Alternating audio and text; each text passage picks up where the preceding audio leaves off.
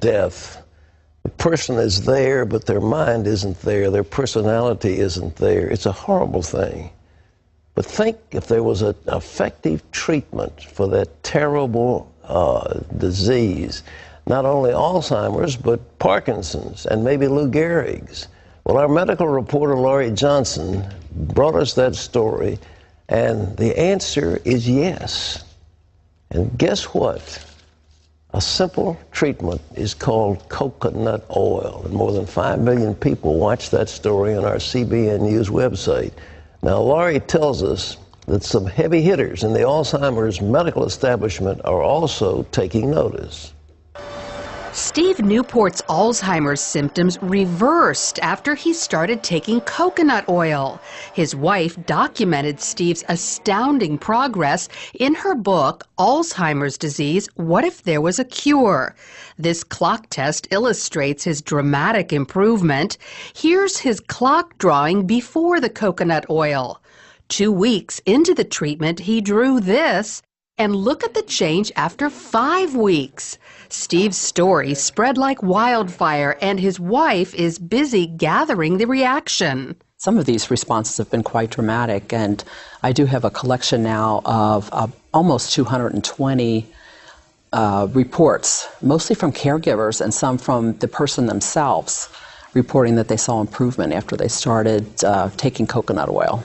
All these testimonials are turning the Alzheimer's community on its ear. For example, at the world-renowned Bird Alzheimer's Institute, people can't stop talking about them. When a patient or a family member comes in with a patient and they're interviewing with the physicians, they always have a question. I've heard about coconut oil. What's going on with that? At least up until this time, all we can say is there's anecdotal information that it may be beneficial. There hasn't been any kind of research study that's ever been done. That's about to change with the Institute's first study of how coconut oil affects human beings with Alzheimer's.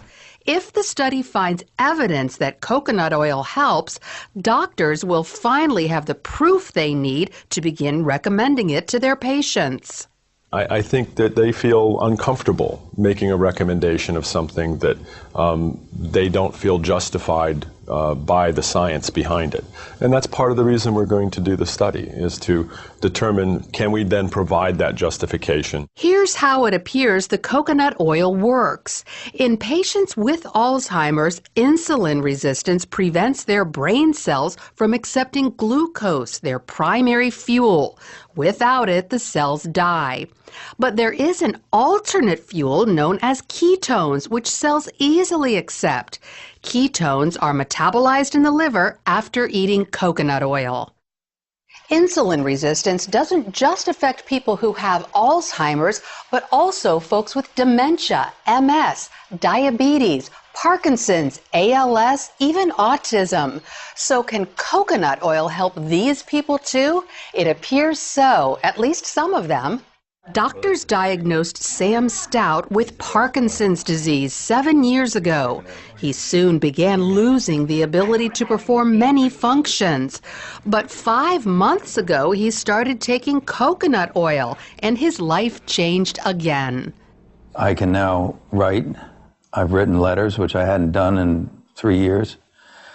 I can swirl a wine glass. I can beat an egg, I can grate cheese, all these things I couldn't do. And I think I have better balance. He also noticed mental and emotional improvement.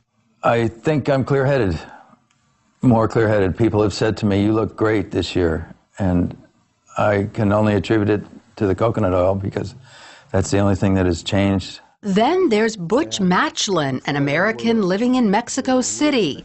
He's suffered with ALS for almost 5 years and says his symptoms have reversed thanks to coconut oil. Yeah, I can pick up, and there was a time when I had difficulty with that, okay? Not just picking it up, but it was just holding on, just getting a hold of it, okay? Getting my fingers to go around it, okay? And that's gone. While Butch isn't walking perfectly, his legs are stronger and about to get even better. I have bad knees, okay, from the past, okay?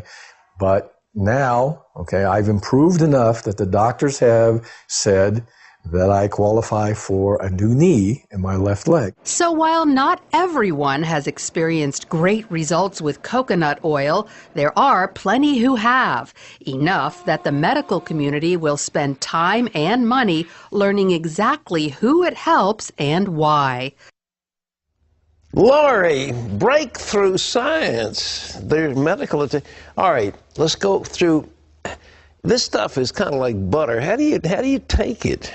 Well, you buy it at the store. Yeah. I get mine at Walmart. It's $5 for one of these containers. Okay. And I just scoop it out. It has the consistency of butter. Butter, yeah, right. It's solid at room temperature. And I just microwave about a tablespoon every morning and throw it back. Oh, you do? You melt it in the microwave? Right. Now, some people will put it in their oatmeal and bake it in food, but I just want to go ahead and just take it. I don't need to put it with my food. You probably disagree with grilled cheese sandwiches, but I use whole wheat bread, but I use coconut oil, put it in a frying pan, and they're delicious. I have substituted all oils.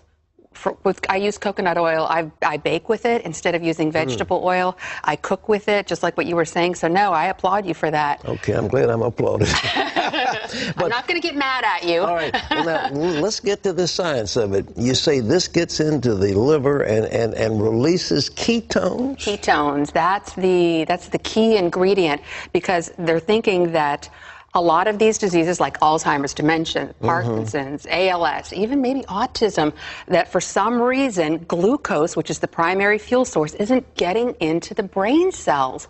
But ketones are an alternate fuel source, and that's what you get from eating coconut oil, but they're really not found anywhere else. But now the glucose is just sugar, isn't it? I mean, that's from regular food.